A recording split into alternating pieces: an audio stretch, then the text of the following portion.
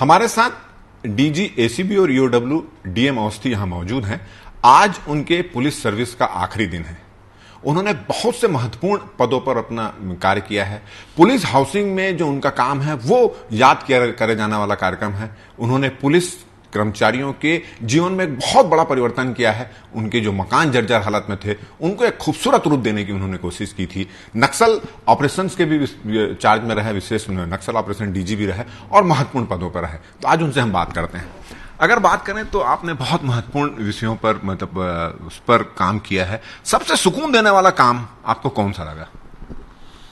देखिए 37 साल की आईपीएस की नौकरी में जो पुलिस की नौकरी है उसमें हर दिन सुकून देने वाला होता है, क्योंकि आप किसी न किसी की मदद कर रहे होते हैं एज ए पुलिस ऑफिसर, चाहे जनता हो पब्लिक हो।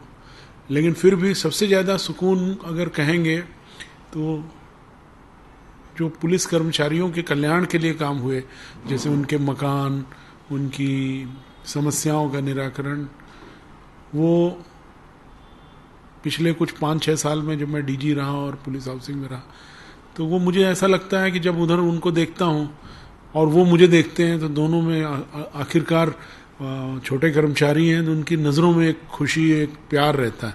मुझे लगता है वो ऐसा जो भी काम अपन ने पुलिस में किया कुछ न कुछ दिन बाद धीरे धीरे विस्मृत हो जाता है, भूल जाते हैं लोग। लेकिन एक ये है जिसमें जब सिपाही देखता है तो उसके मन में बहुत प्यार रहता है और वो सुकून जो उस वक्त मिला था उससे ज़्यादा अभी लगातार कंटिन्यू है।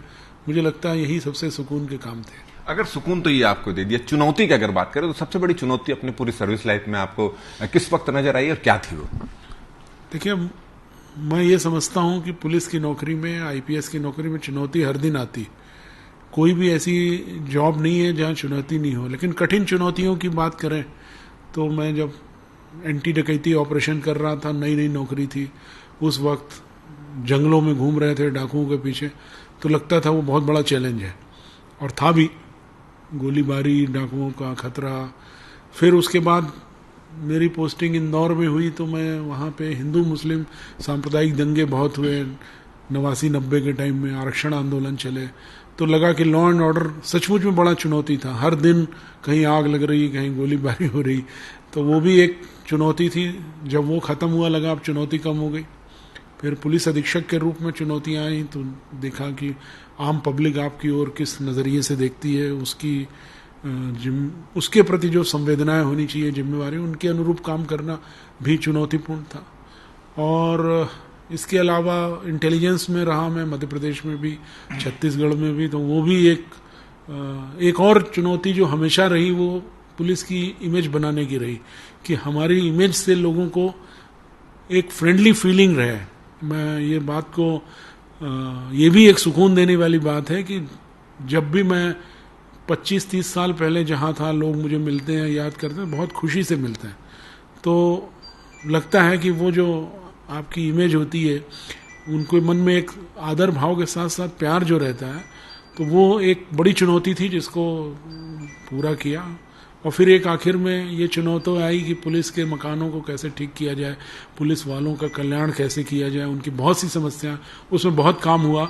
और मुझे खुशी है कि मैंने उसमें इतना कर पाया कि लोगों को, हालांकि सबको तो मकान नहीं मिल सके, सबकी समस्याएं भी हल नहीं हुई, लेकिन एसीबी ईओडब्ल्यू में रहते अभी तक आज भी मेरे पास ट्रांसफ़र और पोस्टिंग के लिए लोग आ रहे हैं कि मैं जुनेजा साहब को बोल दूँ, डीजी साहब को बोल दूँ तो उनका काम हो जाए।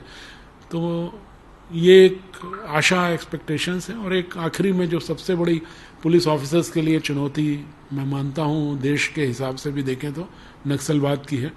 और नक्सल ऑपरेशंस के डीजी के रूप में जो 3 साल और उसके बाद लगातार 3 साल डीजी के रूप में 6 साल जो नक्सल ऑपरेशंस, और विशेष रूप से वो 3 साल जो मैं डायरेक्ट उसको देख रहा था, काफ़ी चुनौतीपूर्ण थे। बहुत ही कठिन परिस्थितियाँ छत्तीसगढ़ की आप जानते हैं, उसका वो मुकाबला करना और उसका वो करना एक बहुत कठिन परिस्थिति थी। आपने पुलिस मित्र करके एक कार्यक्रम भी शुरू किया था। पुलिस वेलफेयर के लिए भी जब आप डीजी थे तो बहुत सारे काम किए थे, वो भी एक तरह से सुकून वाला काम था, पुलिस मित्र भी बनाए थे, तो उसके कुछ याद है? फ्रेंड्स ऑफ पुलिस करके एक कार्यक्रम हमने आईजी रायपुर रहते हुए और एसपी रायपुर रहते हुए चलाया था। बहुत ही अच्छा कार्यक्रम था उसमें छोटे बच्चों से लेकर के और महिलाएं, पुरुष, व्यापारी, सभी वर्गों के लोग उससे जुड़े और उसने बहुत कानून व्यवस्था में मदद की।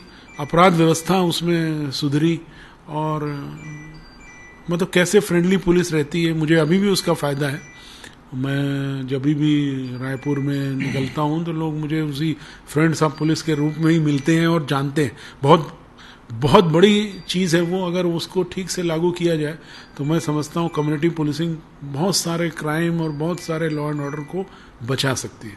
अब नक्सल डीजीपी रहे, आपके समय में घोर नक्सल प्रभावित इलाकों में सड़कों का एक बहुत बड़ा जाल बिछाया गया। नक्सल भी बहुत सारे जिलों से सिमट कर कुछ जिलों में आ गए थे।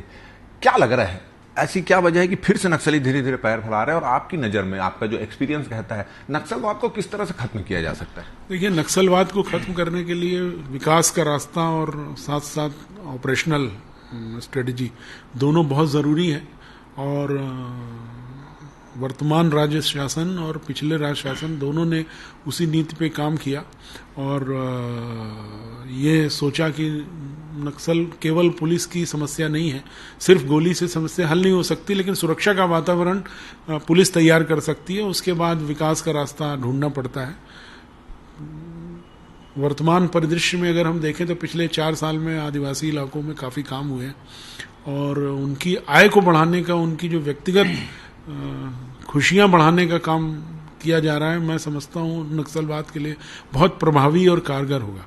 रहा सवाल सुरक्षा देने का, तो पुलिस अगर अपनी चुनौती को सामना करके लगातार काम करती रहेंगी, पुलिस और सैनिक बल, तो राज्य शासन की अन्य जो योजनाएं हैं उन तक, लोगों तक पहुंचेंगी और एक नया वातावरण निर्माण होगा। नक्सलवाद इसी रणनीति के तहत ही खत्म किया जा सकता है और कोई चारा नहीं है। एक चीज और देखने को मिली आपके पूरे इस कार्यकाल में, जब भारतीय जनता पार्टी की सरकार थी तो मुख्यमंत्री रमन सिंह ने आपको नक्सल ऑपरेशन की जिम्मेदारी दी, नक्सल डीजीपी बनाया। सरकार बदली, सत्ता बदला, फिर आपको प्रदेश की जिम्मेदारी दी गई, डीजी बना दी गई। ये तालमेल किस तरह से स्थापित किया आपने? अब ये तो मैं ये समझता हूँ कि ये तो ईश्वर की कृपा ही है कि सभी, मैंने मध्य प्रदेश में भी कांग्रेस और भाजपा दोनों सरकारों में काम किया और यहाँ भी मैंने दोनों ही सरकारों में काम किया। शासन और सरकारें और राजनीतिक दृष्टिकोण कुछ भी हो, पुलिस ऑफिसर्स को हमेशा अपनी निष्ठा और ईमानदारी के साथ नौकरी करते रहना चाहिए। अपने आप ही सारे काम उसी के अनुरूप चलते हैं और मैं समझता हूँ ये मेरे लिए सौभाग्य की बात है कि दोनों ही सरकारों के कार्यकाल में मुझे जिम्मेवारियां दी गई और मैं उन जिम्मेवारियों को बखूबी निभाने में जितनी मेरी क्षमता थी वो उसको मैंने पूरा कोशिश करके ये चाहा कि ये जिम्मेवारियां पूरी हो। तो ये थे डीएम अवस्थी जी और इनका कहना है, इन्होंने एक सबसे बड़ा काम किया कि एक कहावत है कि पुलिस की दोस्ती अच्छी नहीं होती, मगर उस मिथ्या को उन्होंने दूर किया और पुलिस फ्रेंड्स एक कार्यक्रम चलाया था और उसके तहत लोगों ने पुलिस पर विश्वास करना शुरू किया। एक फ्रेंडशिप बना, एक रिश्ता पुलिस और जनता के बीच बना, जिसका फायदा अब तक मिल रहा है। और इन्होंने खुद कहा कि इन्होंने पुलिस के कर्मचारियों के लिए, पुलिस के जवानों के लिए जो हाउसिंग का काम किया वो इनको सुकून देता है। कैमरामैन योगेंद्र मिश्रा के साथ राजेश मिश्रा, IBC 24 रायपुर।